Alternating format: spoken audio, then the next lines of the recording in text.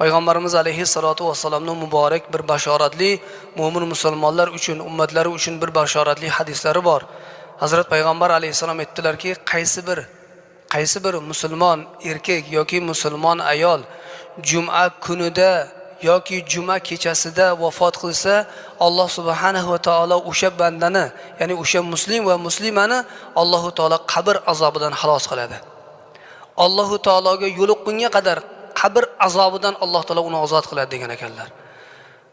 Mo'min musulmonlar uchun eng katta Payg'ambar alayhissalatu vassalamning ulug' bashoratlaridan biri mana bu hadisdagi aytilgan qaysi bir insoniki agar juma kunida vafot qilsa, kunduzi bo'ladimi, kechasimi, bu ba'zi ulamolarimiz aytgan ekanlarki, husnul xotimani belgisi degan ekanlar. Ya'ni xotimasi chiroyli bo'lishligini belgisi juma kuni yoki kechasida vafot qilishlik degan ekanlar. Shunga yo'ygan ekanlar. Mulla Ali al-Qori rahmatullohi alayhi